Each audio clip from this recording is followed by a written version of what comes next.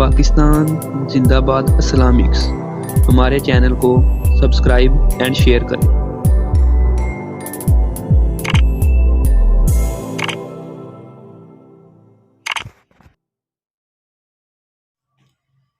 الحمدللہ وکفا وسلام علی عباد اللہ الذین اصطفیٰ، اما بعد، اعوذ باللہ من الشیطان الرجیم، بسم اللہ الرحمن الرحیم۔ معزز سامعین، مساجد کے اندر عموماً آپ دیکھتے ہیں کہ اکثر و بیشتر لوگ ثواب کی نیت سے یہ پلاسٹک سے بنی ہوئی ٹوپیوں کو لا کر رکھتے ہیں، یا اس سے چند سال قبل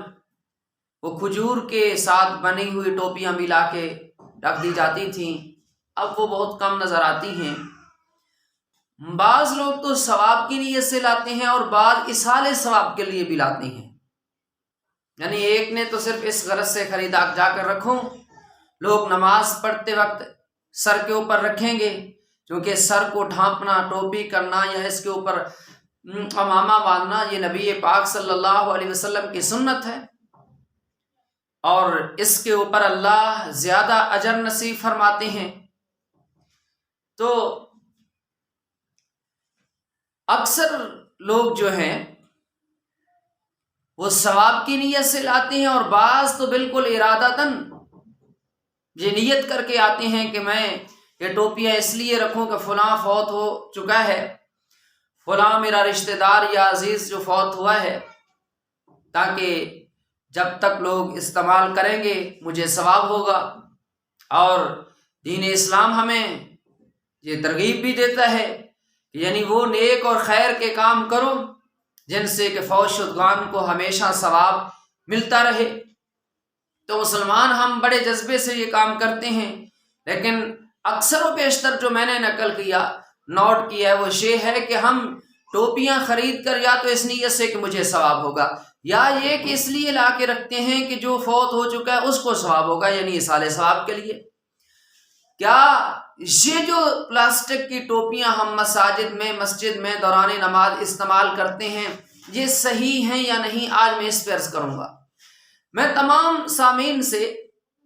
یہ ضرور گزارش کروں گا کہ میری اس بات کا جب تک آپ صحیح نتیجہ نہ نکال سکیں اس وقت تک میری بات مکمل سننا۔ معزز سامعین، ہمیں سب سے پہلے تو اسلام کا اس حکم کو بھی سامنے رکھنا چاہیے کہ اسلام کس درجے ہمیں صفائی کا حکم دیتا ہے۔ آپ دیکھیں کہ نماز جب پڑھنے کے لیے جاتے ہیں ہمیں اسلام کہتا ہے کہ آپ پاک ہوں، آپ کا لباس بھی پاک ہو، یعنی آپ کا جو وجود ہے یہ ہر قسم کی نجاست سے پاک ہو، پھر یہ کہ لباس آپ کا صاف ہو، پاک ہو، اس پہ کوئی نجاست نہ ہو، نہ نجاست غلیظہ ہو نہ نجاست خفیفہ ہو۔ تو اس کے بعد جب جسم بھی پاک ہو اور پھر یہ کہ لباس بھی پاک ہو، یہ تو نماز کے فرائض میں سے ہے، اور پھر دیکھیں کس درجے اہتمام دیتا ہے اللہ کا دین، یہ کہ جب آپ نماز پڑھ رہے ہیں جہاں وہ جگہ بھی پاک ہو، صاف ہو، اور یہ نماز میں یہ ہے کہ آپ گھر سے جب نماز کے لیے جا رہے ہیں، اور جمعے کی تو مستقل ایک سنت ہے کہ گھر کے اندر جو لباس ہے اس میں سے جو عمدہ ہے اس کو پہن کے جاؤ، کس باقاعدگی کے ساتھ، کس اہمیت کے ساتھ ہمیں اسلام ایک اس لیے تیار کر رہا ہے کہ آپ نے کس کے سامنے پیش ہونا ہے جا کر۔ یہ تو دیکھیں ہم پھر قرآن دین اسلام ہمیں کہتا ہے کہ پھر آپ جو ہیں جب آپ کا وجود بھی پاک ہے، آپ کا لباس بھی پاک ہے، نماز کا وقت ہو گیا ہے، تو لہٰذا آپ وضو کریں تاکہ آپ میں اور پاکیزگی پیدا ہو جائے۔ جب آپ ان مراحل سے گزرتے ہیں، اب جناب نے اتنی تیاری کی، جسم کو بھی پاک کیا، لباس کو بھی پاک کیا، باوضو بھی ہو گئے اور اچھی تیاری کر لی، اس کے بعد ہمیں دین تو یہ سبق سکھاتا ہے کہ آپ کے منہ سے بھی بدبو نہ ہو، جیسے کہ عموماً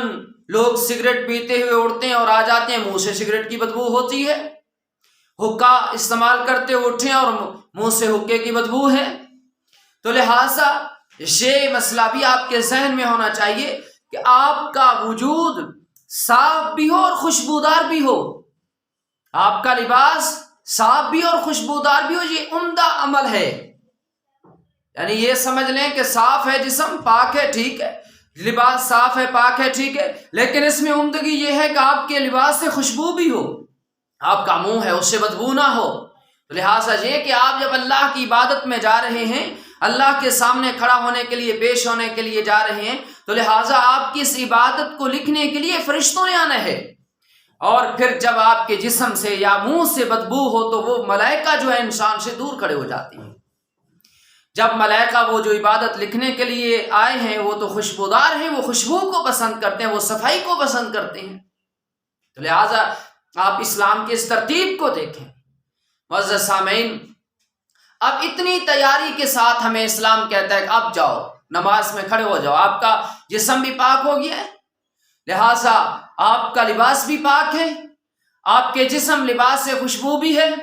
نبی پاک صلی اللہ علیہ وسلم کی مستقل سنت ہے، اور پھر شے کے پسندیدہ عمل ہے آقا دو جہاں صلی اللہ علیہ وسلم کی کہ مسواک کر کے وضو کریں تاکہ منہ سے بھی بدبو ختم ہو جائے۔ اللہ کے سامنے پیش ہو رہے ہیں، اللہ کی عبادت کے لیے پیش ہو رہے ہیں۔ معزز سامعین، پھر ہمیں اسلام یہ حکم کرتا ہے کہ لباس پسند اس کو کیا، جو لباس ہے وہ بھی عمدہ ہو، بہتر ہو۔ تو لہٰذا ہم اب اتنی تیاری کے مراحل سے گزر کر نماز کے لیے جاتے ہیں، لیکن جب مسجد میں پہنچتے ہیں تو سر کے اوپر کیا رکھ لیتے ہیں؟ پلاسٹک کی ٹوپی کو۔ آپ دیکھیں اسلام ہمیں کن باقاعدگی اور ترتیب کے ساتھ تیاری کا حکم دے رہا ہے۔ جب ہم نے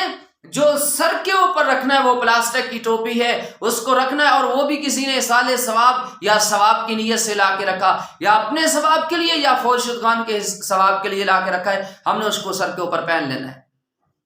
تو لہٰذا اب اسلام نے اس کے لیے جو ہمیں آسان اصول دیا ہے وہ یہ ہے جو مفتیہ کرام فرماتے ہیں۔ مفتیہ کرام جو فرماتے ہیں اس کا ایک آسان کلیہ آپ کو بتا رہا ہوں۔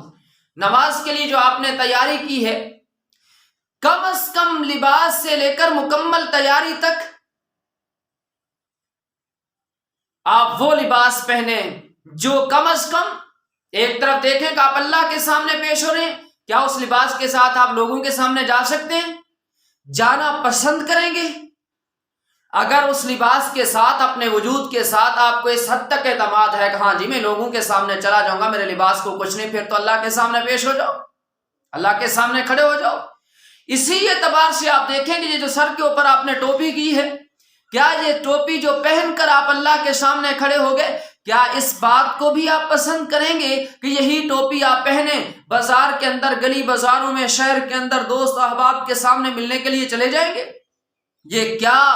عجیب سا معاجرہ ہے کہ لباس تو عمدہ پہن لیا، اسلام نے ہمیں بتایا ہے، لباس کو خوشبودار بھی بنا لیا، اللہ کے سامنے پیش ہونے کے لیے سر کے اوپر ٹوپی وہ رکھی، اگر ہم چاہیں کہ میں بازار میں اس کے ساتھ جاؤں، دل کرتا ہے نہیں یار یہ نہ ہو۔